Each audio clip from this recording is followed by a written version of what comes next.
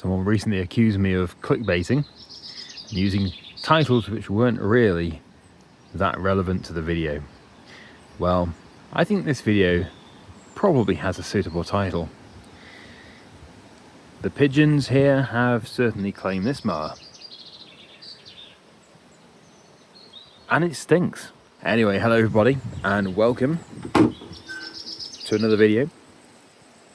What we have here is a Westwood T1800. So it's a pretty big one. And we have a fairly dilapidated machine. I don't know anything about it. So we're just going to be discovering this for the first time today. When I say I don't know anything about it, I mean I don't know anything about the history of it. And the engine is a mystery. You can see the flywheel cover here is not attached. Actually, the entire engine cover is not attached. So somebody's been there. We've got leaky rocker cover gaskets. That's not really that unusual. It's very common. There is some fuel, actually. There is some fuel in the tank, and it doesn't look that old. So it's like it has been running fairly recently, believe it or not. Kind of hard to see in, but there is fuel in the tank. So what we're going to do is we're going to try and get this thing running. The tyres couldn't go flatter if they tried, and it looks like they've been sat on them for quite some time. They're all cracked and perished. Paintwork's abysmal. So I don't know, it probably doesn't even drive. So it's going to be a bit of a challenge just seeing if we can get this thing running and driving. But there's no other, there's no full restoration of this, unfortunately. But I do have a full Counttex restoration, which is currently a work in progress, and that's coming out very soon. So yeah, just going to be having a tinker with this one today. And who knows, if we do get a good engine out of it, that could be used in another machine, another project. Same for any of the parts, actually. I could just keep hold of the parts for another project, because they're always handy to have. Yeah, look at the dashboard. It's clearly been outside for a long time. All these electrics have gone green, all the buttons are green. Right, okay, so first things first, let's get it transported over to the pressure washer, and we'll try and de-poop it. Yes, we need to get rid of all this nasty, toxic pigeon poo.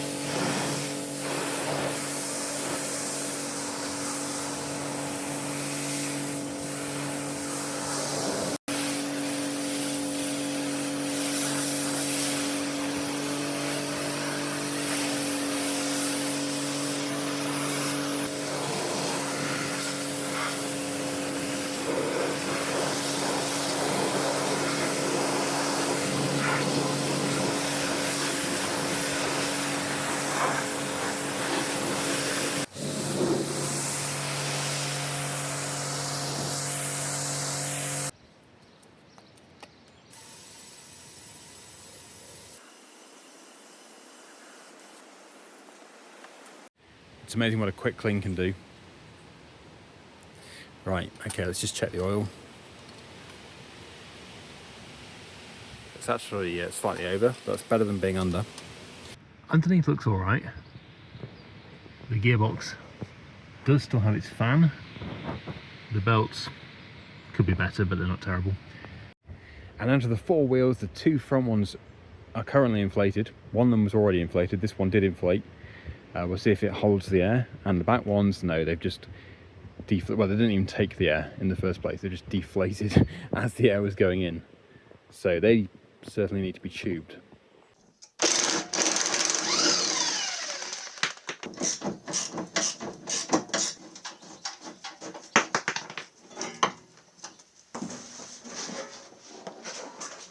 Okay, let's find out what's actually going on here. So has somebody just been fiddling for the sake of fiddling, or have they found a problem? Was it showing symptoms of issues with the carburetor? That needs replacing. Okay, so that actually doesn't look too healthy. We do have leaves down in the intake. That is the intake which goes into the engine via the carburetor. So yeah, that wants to be nice and clean in there, and that is not clean at all. So that is slightly concerning. Let's get that leaf out. What else do we have? Luckily they haven't lost all the bolts, they're still here. Right, so except for a few leaves in here, I don't really see any issues.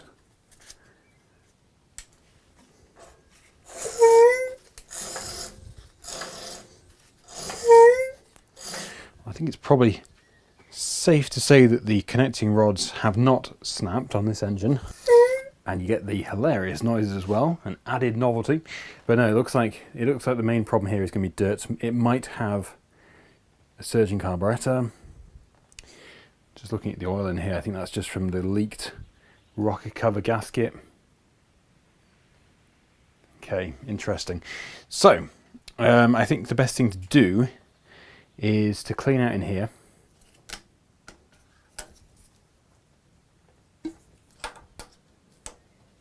Fuel line is dated 2005, which actually is the age of the machine. So that is the original fuel line. The official manufacturing date actually of this mower was the 15th of June 2006. Obviously the engine was manufactured first over in America. I think these ones are in America. The Vanguards are in Japan. At least the older ones were. I don't actually know where Vanguards are these days, but yeah, the older ones were Japan. That's going to be a problem one.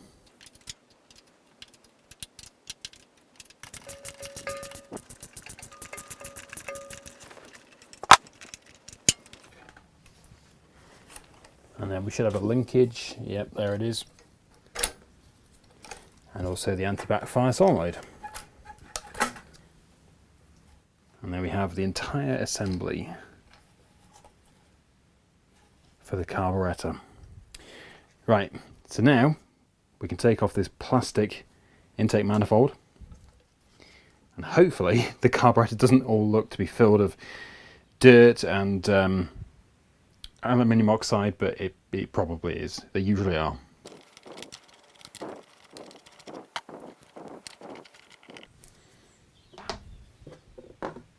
So it looks like the dirt hasn't really got into here, so that's great. We can very easily clean that. If I remove the anti-back fire solenoid, we should be able to see if we've got any gummed up fuel.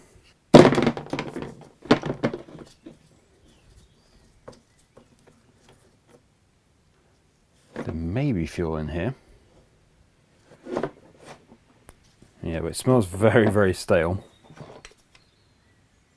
If we do have anything, it should go into the pot. No, it looks like we are mostly dry, just a bit of residue.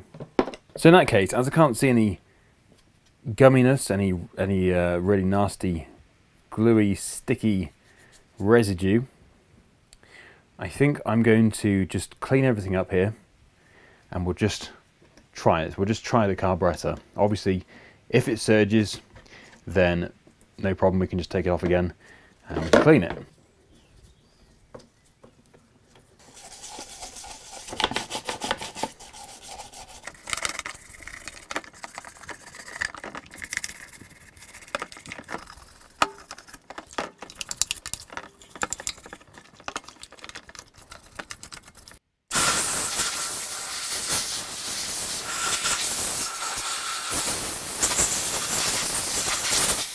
Amazing what a bit of soap and water can do. It's like new. I've also just noticed we do have a lot of crust over here. I think it is all originating from that leaking rocker cover So I will be replacing the seal in that, but yeah, the residue has just spread quite a bit. And really, before we put this carburetor back on again, we do need to make sure that we've got a nice clean surface here. So actually what I'll do is I'll stick some tissue in here, just so we don't get any dirt inside the engine.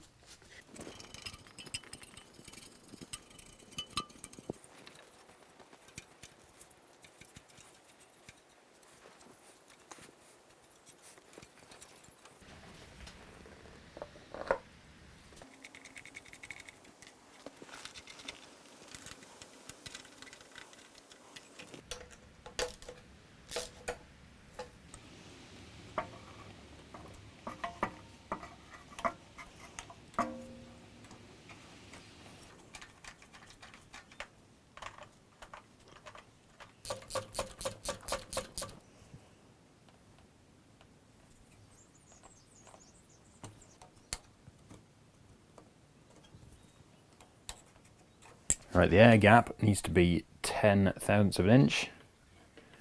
That one seems good, and this one also very good. So we shouldn't have any issues there. Hoggy, I'm afraid you're gonna have to move.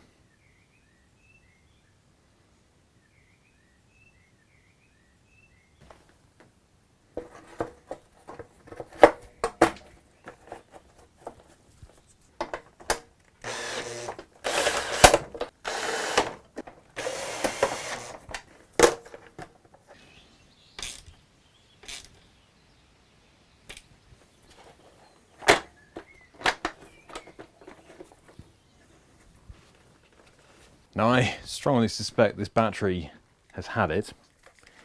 I don't even know if it's got any charge in it, to be honest.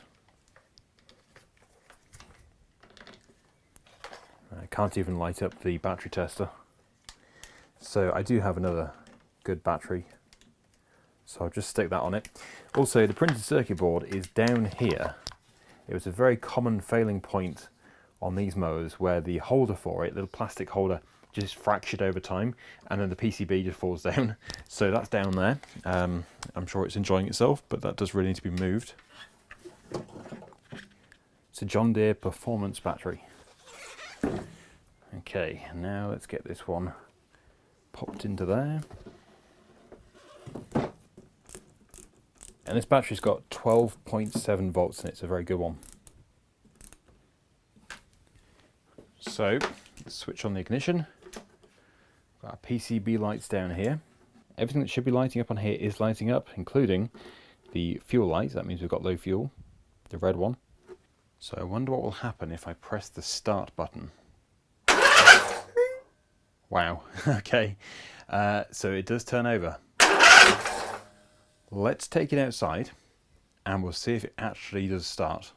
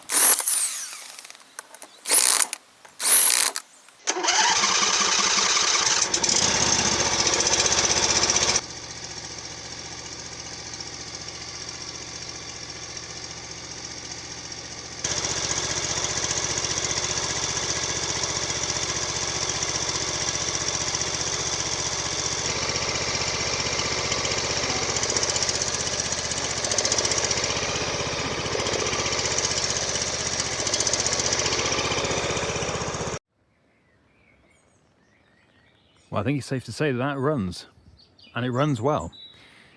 There was a fair amount of smoke to begin with, but that was just the residue on the exhaust manifold, so that's just burnt off. Shouldn't be an issue again. But no, that was incredible. Just starting it up with the same fuel that was in it before. Absolutely amazing. I did put just some temporary wheels on it just so I could test the drive. Sometimes it can be quite tricky to know exactly what these gearboxes are like. So what I like to do is something called the tree test. Yeah, that's where you basically just drive very slowly into a tree or any static object. It doesn't hurt the tree. And yeah, you just see if the wheels can break free on the spot. So if they turn, then it shows that the gearbox is pretty strong. Because a big issue with these Tough Torque K46 gearboxes is they can go weak when they get hot. So after 30 minutes, when they get warm, they can go weak, and sometimes they can completely lose drive altogether, and then they cool down after leaving them, and then they work perfectly again.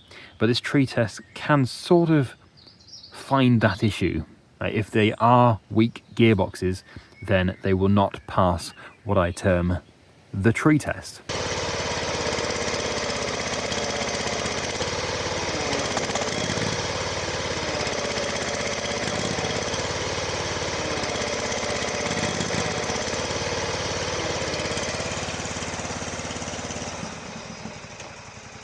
Not bad at all.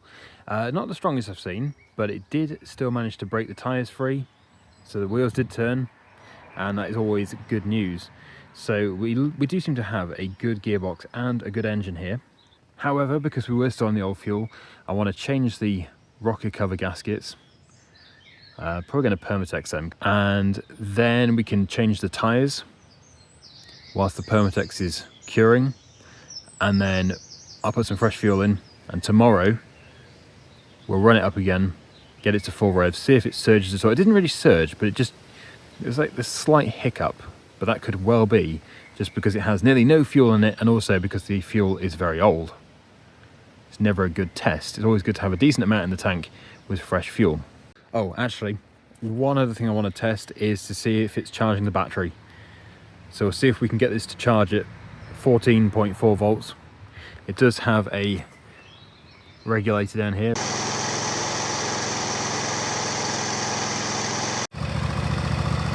Yep, so that's charging fine.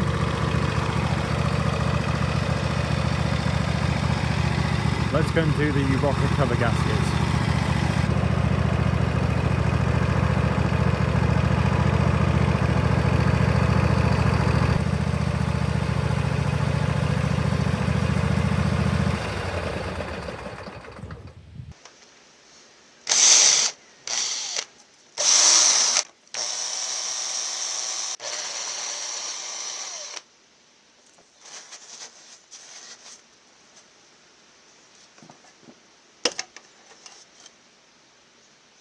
Not only was oil getting out, but also dirt was very slowly getting in and contaminating the oil.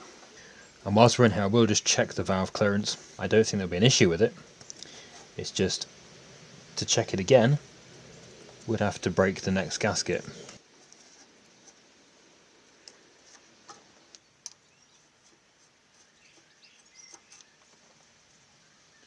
That one's a little bit slack.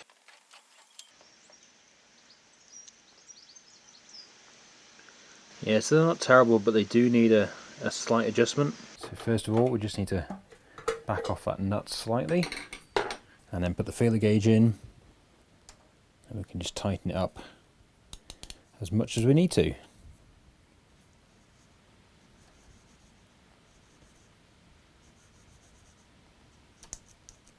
Once we feel like it is correct, then we can just snug that nut up as well, and that will keep it in that position.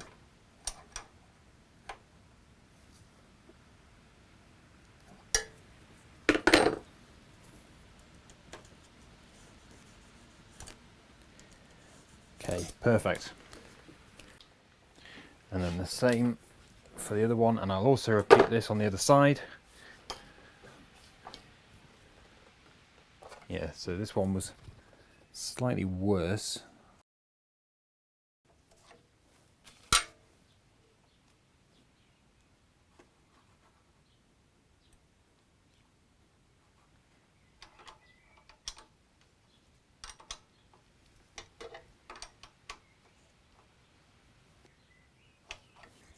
And that's that one done as well. Okay, so with both the valves checked and adjusted, I can now do a final clean the rocker cover, because yeah, it's still full of oil, and then can permatex the new one on.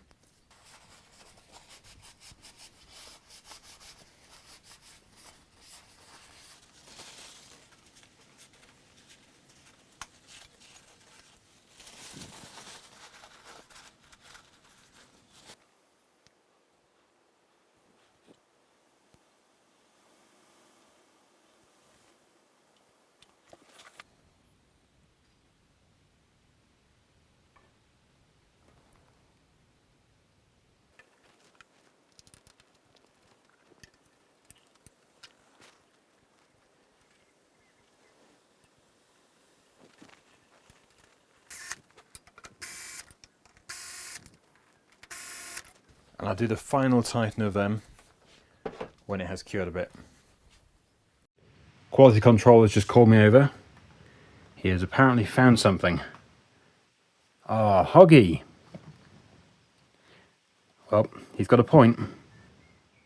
I can't really reuse these. Sometimes these used tyres can just be put back on the rim with a new tube, but other times, especially when they've been sat on a punctured tyre for a long time, it just destroys the sidewall. So yeah, Hoggy, well found. I'm sure I would have found it myself, but yeah, that's no good. So what's your solution? No, Hoggy, nice try, but I'm not fitting a new tyre to a rim that looks like this. What is it? Oh, you want me to fit that tyre to one that I've already had powder coated. Okay, that makes sense.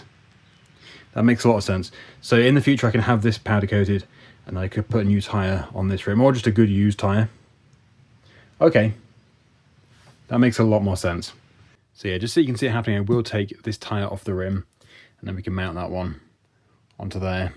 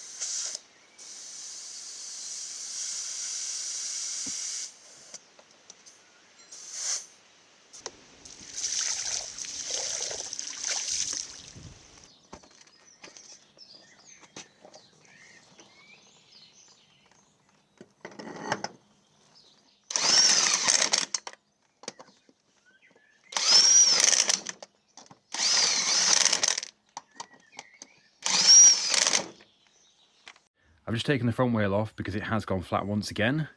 This one has gone flat several times, so that one definitely has got a leak. It may well just be the cracking, because it is tubeless, it's probably just cracked and it's escaping, the air is escaping through the cracking in the sidewall. That one there though is doing well. That one was holding air when I got the mower in the first place and it's still holding air now, so that one seems to be the only good wheel among them. But the other thing about this one, I'm going to put a tube in it, but the thing about this one is the bearings. This bearing is silent, but the other one,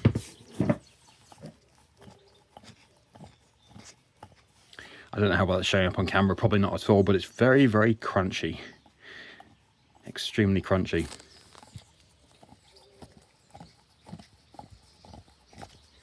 Hopefully you can hear that. So yeah, I'm going to get those changed. We're going to get this one changed.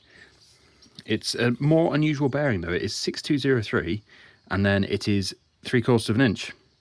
It's got a larger bore and they're actually a lot more expensive than the standard 6203. However, for the sake of argument in the comment section, I will change them both. But I know for a fact that if this one wasn't changed, it would keep going for quite some time. Certainly until another service. But yeah, we'll get them pressed out of there and we'll get them changed. But I need to take the tyre off first. And then, when the tyre has been removed, I need to thoroughly check it all around the inside of it for thorns. Because if I go and put a new tube into here and there's a thorn sticking through it, then, well, that tube is going to be flat as well. So we'll be back to square one. I know you probably don't do this, but some people do. Never put a tube in a tyre without checking it for thorns, because you might just inflate the tyre, inflate the tube, and then you're punctured the tube. And you'll think, what? I just put a new tube in that. How is it flat again? Well, that's why, because there's a thorn sticking somewhere inside it. And they're sneaky things. They like to hide.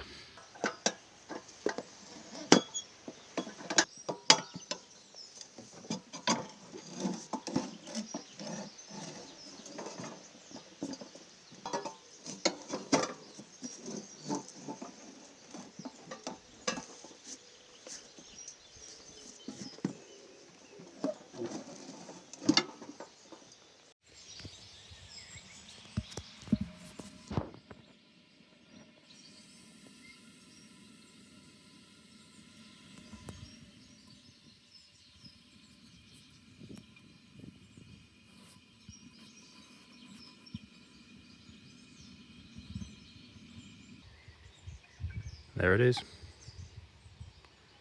Poke it through with the scribe.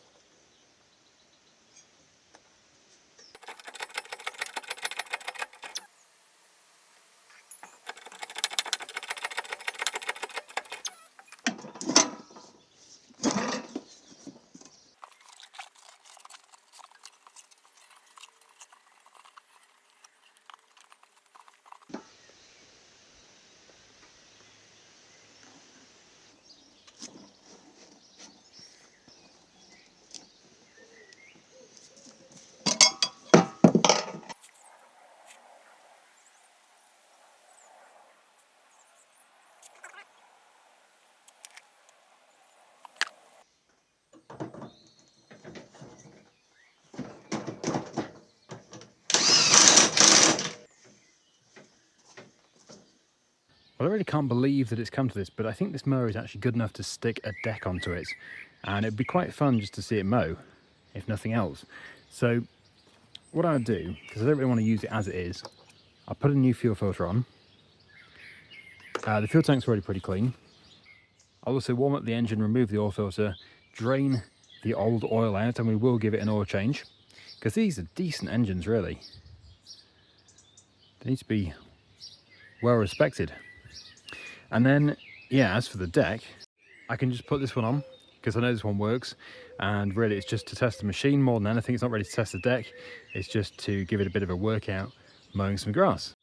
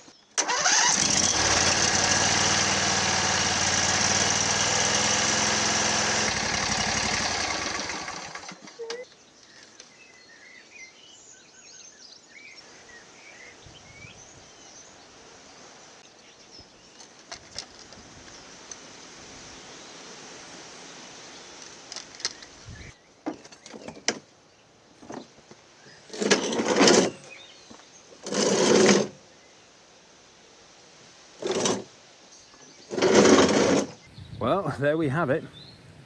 The Westwood T1800. The engine's serviced with a new genuine oil filter. Genuine Briggs & Stratton oil. Got the deck fitted. They're actually very easy to fit. You just basically put the pins through and then you put the belt on. There's a tension bar up underneath here. You just pull that back and it will tension the belt. Very, very simple really. So it will be interesting to see how well it mows. I really don't see any reason why I wouldn't mow well, because the engine works, the gearbox works. The deck I already know is a good deck. So yeah, let's just go and cut some grass. I just can't believe what a transformation this mower has taken in just a short period of time. There's me thinking it was a piece of scrap and should have been stripped down. Shows what I know. Oh, and if you're thinking the engine looks a bit exposed, you'd be correct in thinking that, because there should be a plastic side guard on there. They are missing for whatever reason.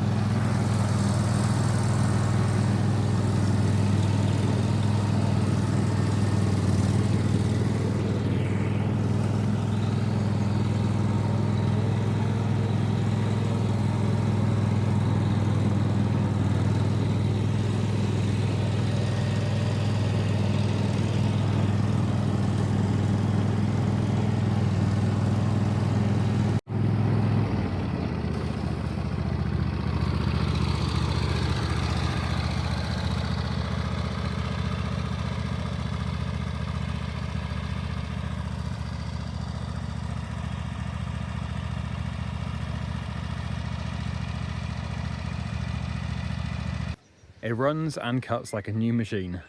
Who would have thought it? So I do have the air filter on order, but unfortunately that's not going to be here in time for this video, but I will fit it as soon as it arrives.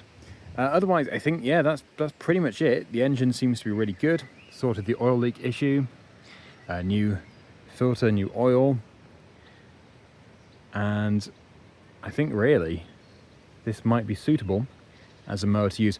Obviously, if it is going to be used as a full complete mower, it will probably want to have a little bit more work done to it, like belts in the future, but for the time being they did seem to be okay.